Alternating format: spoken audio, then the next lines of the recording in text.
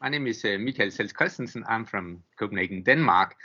My research and my interest in this field started before becoming an anesthesiologist. I early in my career discovered how ugly it would be to lose a patient's airway. Even worse if I had put the patient to sleep and then couldn't manage it. So I decided I will try not to let that happen to myself or anybody in my surroundings. And I went to learn bronchoscopy by the pulmonologist, for instance, to manage this. And I went to Chicago to learn from Andranik Oversapian, who has had just discovered how to use a flexible scope for managing airways. I'm Tim Cook. I'm an anaesthetist and intensivist in Bath, which is in the southwest of the UK. And I've been interested in airway research probably for 25 years at least. So essentially throughout my career, initially evaluating new airway devices, particularly supraglottic airway devices, and then becoming more interested in complications of airway management and their epidemiology. And throughout that period of time, I've been extremely fortunate, like Michael, to meet many extremely able and educated and experienced teachers and colleagues from whom I've learned an enormous amount, particularly when stepping outside my own country and collaborating or linking with people abroad.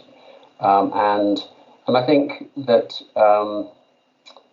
I've been very fortunate, therefore, to be in a position to collaborate with someone like Michael in producing this book with some very excellent colleagues internationally.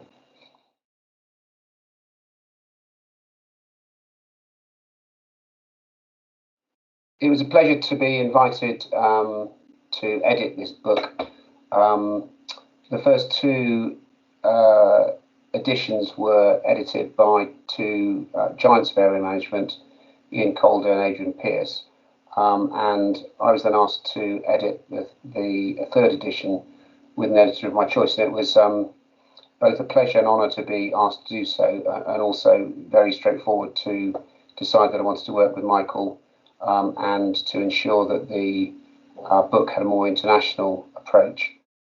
We looked to all corners of the globe, really, for authors of the chapters so that we could produce a book that had a great breadth in terms of its content, but also breadth in terms of the collaborations within chapters. And what we did was we brought together contributors who in each chapter, authors in each chapter who we thought could work well together. So people who had published on a topic or we knew were experts in a particular topic, but probably hadn't worked together, so that we didn't just get one biased view of a topic, but that we had a balanced view or perhaps even a discussion within the topic of the area. I was definitely motivated by Tim's suggestion because I learned to appreciate your knowledge and your curiosity in this field, and then by the possibility to even further turn this into a whole updated thing that the clinically working anesthetist could read and then get a sound basis for clinical practice from there on.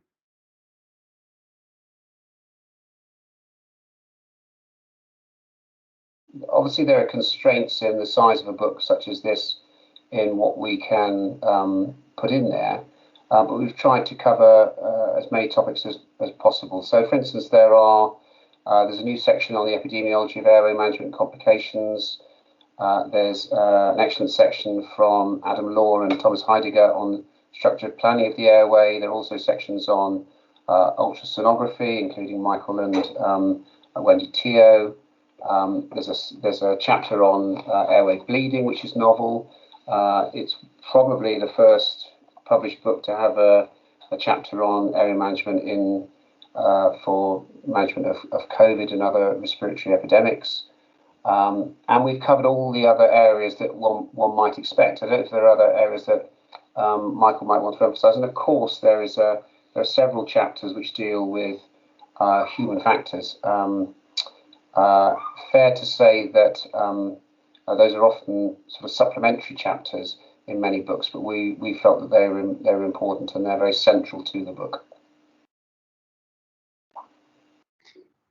Yeah, and I think we tried to follow a structure. What would the clinically working colleague, who is not necessarily an airway aficionado, but encounters these airways, maybe only occasionally, maybe more regularly, what would he need, and in which sequence, so that it builds up more and more logically from basic anatomy and further on. And I'm very happy with for instance, the chapter structured planning, because we didn't want to focus on one national guideline, because they will always be founded in time and in legal considerations, so on. So we tried to lift it a bit higher in structured planning of airway management, taking all aspects into consideration in the chapter by Law and Heidegger, which can work as a frame for using the rest of the input in the book. I'm happy that we chose authors that have a clinical connection, that do the things and not only write about them. And that should shine through from the start of each chapter. So you can recognize the need, you have had it or you will get it in the encounter with the patient. I think for myself, that's the most motivating, and I hope it will be for the reader as well. Yeah, I'd agree. And I think, so for instance, sometimes European practice is very different from North American practice, which again may be different from Southern Hemisphere practice, and practice in low and middle income countries may be different again. It's a small book and we can't cover all areas, but we have made great efforts to ensure that the content of the book does not focus on, is not biased to one particular geographical area of practice.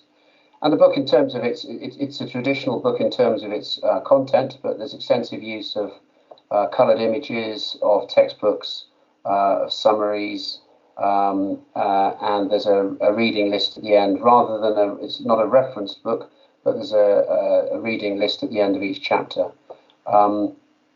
So it remains traditional in content, strong hardback book,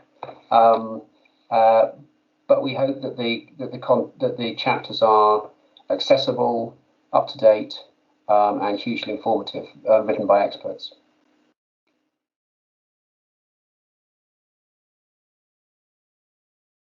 I would like the book to be a clinical basis for any colleague, anesthesiologist colleague, not necessarily airway aficionado, but if you read this, you got a sound basis for your practice, and you'll be able to manage almost all difficult airway situations.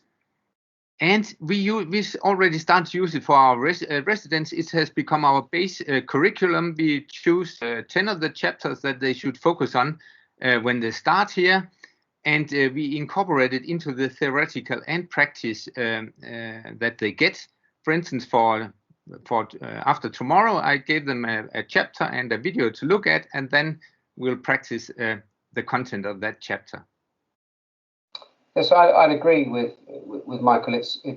The book should have broad appeal, so not just anaesthetists and anaesthesiologists, but all those who directly manage the airway. So that's intensivists, emergency physicians, some paramedics, those others working outside hospitals, but also those working with all those groups in all those locations: intensive care, emergency department, and outside hospitals. And I think that it will bring significant learning to, certainly I learned a considerable amount in editing the book, and I don't think anybody could pick up the book, read it, and not learn a considerable amount.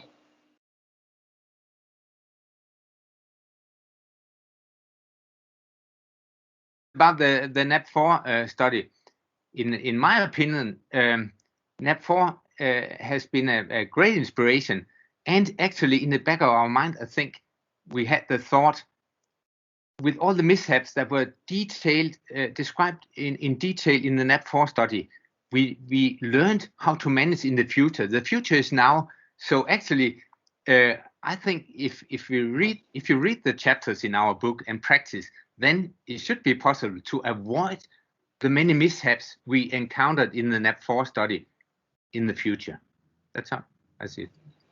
And for those many anaesthetists who and airway managers who perhaps weren't practicing a decade ago, some may not have read and may not even have heard of NAP4. So the book does also discuss the project in some detail in one chapter, so that it acts as a reference point for other aspects of their work.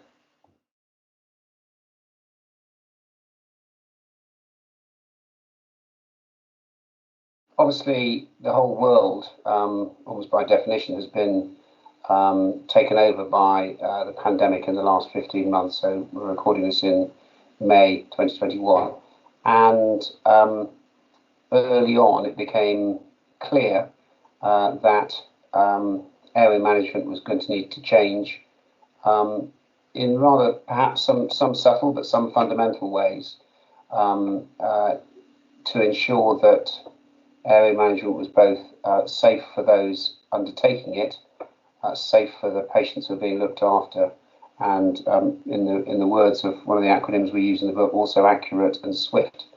And I would hope that the chapter which I've written with Max Sorbello brings together some of the overarching features of the guidelines which have been produced by several countries, but more importantly, the principles that underpin pretty much all the guidelines regarding management of patients with COVID, and also hints at how perhaps these changes may change how we manage the airway fundamentally in the future as well. It may be that we never return to some of the practices that we had before the pandemic, because life has been changed since then.